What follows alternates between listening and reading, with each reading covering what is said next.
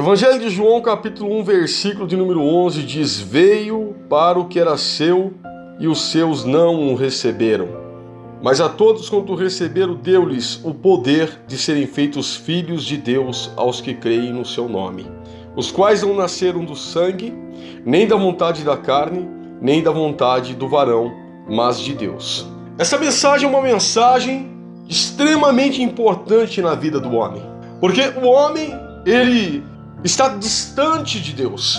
O homem precisa de Deus. E o homem tem implicações para compreender a necessidade disso. Quando se fala em buscar a palavra de Deus, quando se fala em oração, quando se fala em salvação, quando se fala em conversão, quando se fala o nome de Jesus, existe algo no ar. Parece que o clima é transformado.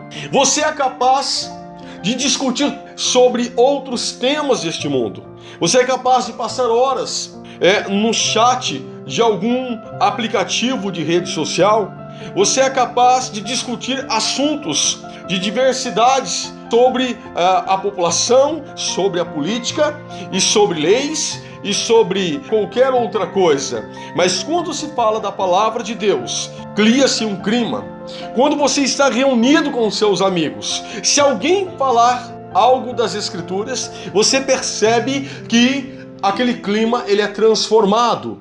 Parece que existe uma oposição, algo espiritual começa a acontecer para que o homem não se aproxime de Deus, para que o homem não compreenda a importância de se render a Deus. A Bíblia diz que no versículo 11, que Jesus veio para o seu povo, mas o seu povo não recebeu Jesus. O seu povo chegou a gritar: crucificam! Nós temos a tendência de passar desapercebido daquilo que é tão importante em nossa vida. Repare que as pessoas querem ter um filho, já logo nem vê o filho crescer.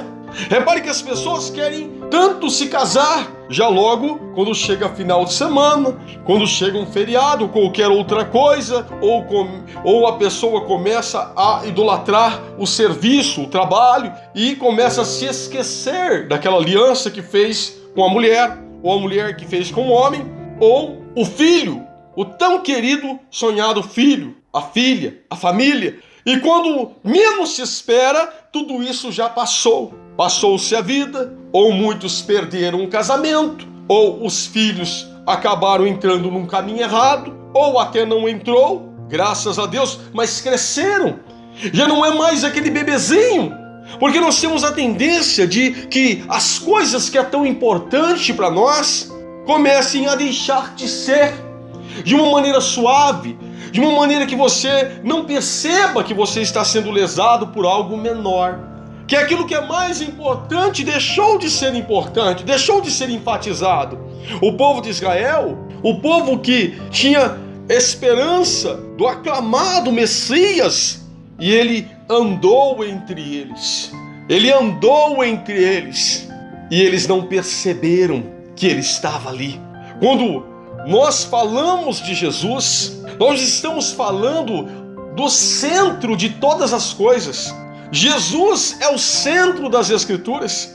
Ele começa aqui no princípio da criação. No Evangelho de João, aqui no capítulo 1, no versículo 1, diz que no princípio o verbo, no princípio era o verbo, e o verbo estava com Deus, e o verbo era Deus. No princípio. Versículo 2, ele estava no princípio com Deus. No 3, todas as coisas foram feitas por ele, e sem ele nada do que foi feito se fez. Sabe o que significa isso?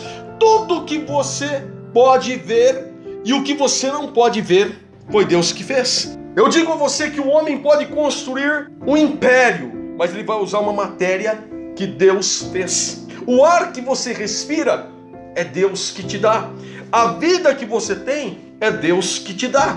O tempo de vida que você vai ter nesta terra é Deus que estabelece.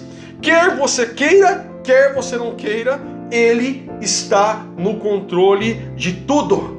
Mas, mesmo Ele sendo o autor da vida, o Criador de todas as coisas, ainda assim, como as coisas importantes da vida do homem, o mais importante sendo Deus, sendo Cristo Jesus, também as pessoas passam desapercebidas. Também como o povo de Israel, o povo não recebe. Mas ele fez o ser humano livre. O ser humano é livre para escolher.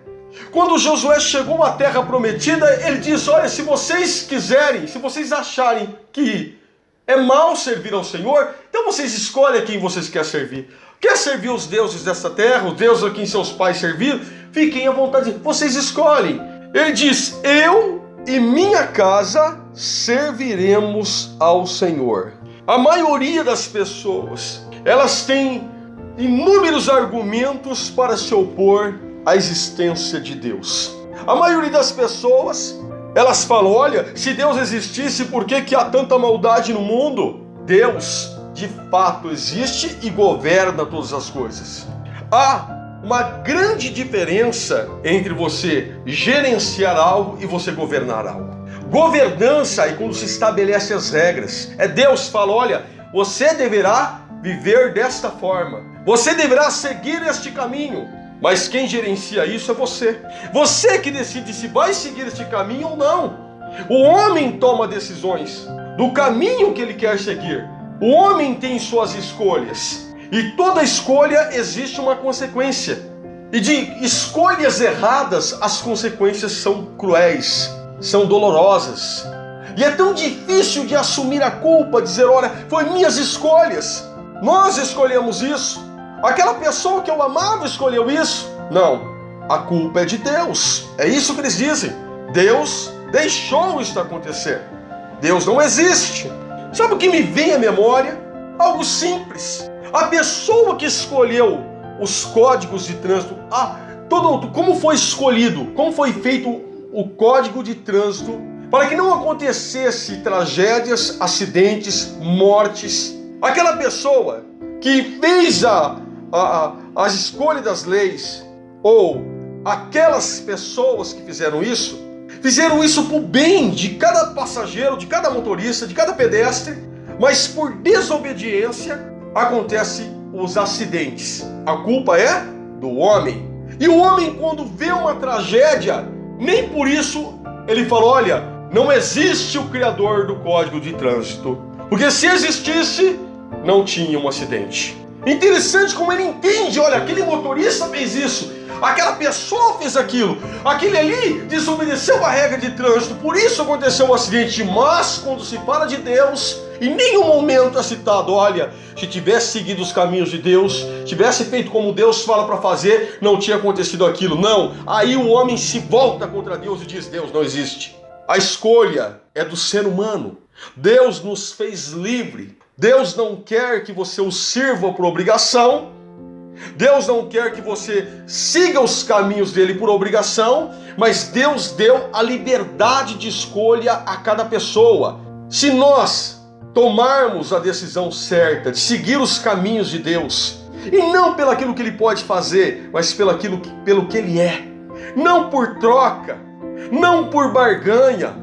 Claro que todos nós queremos um milagre, queremos as pessoas curadas, queremos que nada de ruim aconteça com as pessoas que nós amamos. Claro que existem outras coisas que nós almejamos, que são abaixo de tudo isso que eu disse acerca da vida, acerca da saúde, fé, milagres. Claro que nós queremos também uma vida boa. Claro que nós queremos sim um dia comprar uma casa, ter uma propriedade que é nossa, melhorar de vida. Mas isso não são parâmetros para se servir a Deus. Nós não podemos fazer barganha com Deus. Olha, se o Senhor fizer isso, então eu vou seguir os teus caminhos. Deus não é feira do rolo. E Ele é soberano. E se Ele não fizer, você não vai segui-lo? Sabe, é como se nós falássemos: ô pai, eu te amo.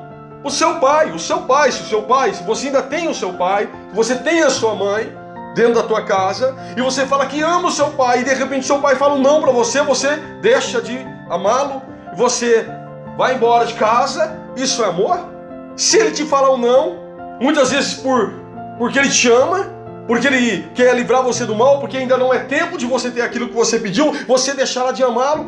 Esse é o trato que você tem de amor com o seu pai? Esse é o trato que nós devemos ter para com Deus? Ou devemos segui-lo, servi-lo, pelaquilo que Ele é, por um caminho de fato, nosso coração quebrantado, seguir este verdadeiro caminho, a conversão começa de dentro para fora, de um coração transformado, por uma decisão livre de segui-lo. Porque eu entendi que Ele é o autor da vida, de que Ele é tudo, Ele é Deus, de que Ele veio, Ele morreu por mim, Ele pagou pelos meus pecados, e Ele me deu a salvação. E que se eu nascer novamente, com essa entrega sincera, profundo da minha alma, eu digo do profundo da minha alma, esse é o verdadeiro, o novo nascimento. No versículo 12, mas a todos quanto receberam, deu-lhes o poder de serem feitos filhos de Deus, aos que crerem no seu nome, os quais não nasceram do sangue, nem da vontade da carne, nem da vontade do varão. O varão é o homem, tá? Mas da vontade de Deus, mas de Deus.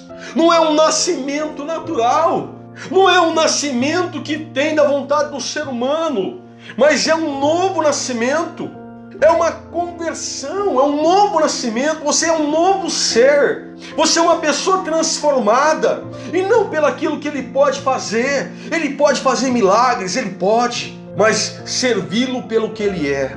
O que me entristece muitas vezes é de ver, muitas vezes, locais lotados de pessoas.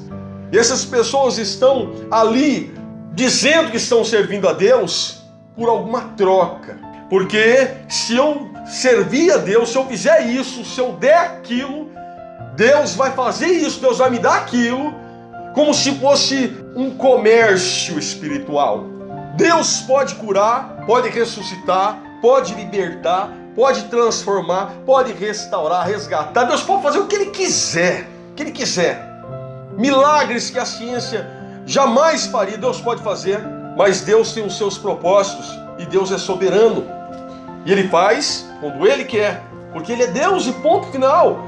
Quer você goste ou não, o tempo pertence a Ele, é no tempo dEle, é quando Ele decidir, quando Ele falar o amém, não somos nós. Nós não agendamos milagres, sexta-feira dos milagres, olha, vai lá que vai acontecer naquela sexta-feira. Você pode ter fé, você pode acreditar, pedir com fé, se Ele quiser te dar, se for o tempo, mas nós não agendamos milagre. Não há como bater o martelo nessa sexta-feira de milagre, não tem como. É Ele que faz quando Ele quer, e isso cabe a Ele. Portanto, servir a Deus de verdade é com o coração livre. Porque se alguém fala, olha, mas não aconteceu hoje, não tem problema. Eu estou aqui para servir a Deus, porque eu me entreguei a Deus. Mas não aconteceu um milagre, eu vou continuar a servi-lo, porque eu sei que no tempo certo Ele vai fazer isso. Na hora certa Ele vai entregar nas minhas mãos. Eu posso não compreender o porquê disso, mas Ele tem um propósito em tudo.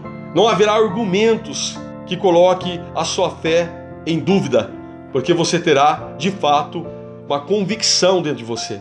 Isso é servir a Deus. Às vezes nós olhamos dentro da igreja, infelizmente, pessoas, claro que existem regras, claro que ninguém vai estar participando de um grupo de louvor todo desconcertado, mas quantas vezes o propósito ele é de uma forma assim suave, a pessoa se esquece do propósito do batismo, do propósito da conversão, do propósito da Santa Ceia e tudo mais. Às vezes a pessoa pega e fala, eu vou me batizar, porque se eu não me batizar eu não posso tocar no louvor. Não faça isso. Você não se batiza para poder tocar no louvor. A palavra de Deus em nenhum momento fala sobre isso. Ela diz que aquele que crê e for batizado será salvo. O batismo é para salvação. O batismo não é, olha, se eu não batizar, eu não posso subir no monte. A questão aqui é, para que você... Qual é o teu pensamento quando você pensa no batismo? Salvação tem que ser a primeira coisa. Eu creio e quero ser batizado, porque o que crê e for batizado será salvo. Quando nos batizamos, quando acreditamos de verdade, quando descemos as águas, morre aquela velha criatura simbolicamente e nasce uma nova criatura também espiritualmente falando. A verdadeira entrega, ela tem que ser sincera, ela tem que ser livre, sem barganha, sem interesse, em nome de Jesus.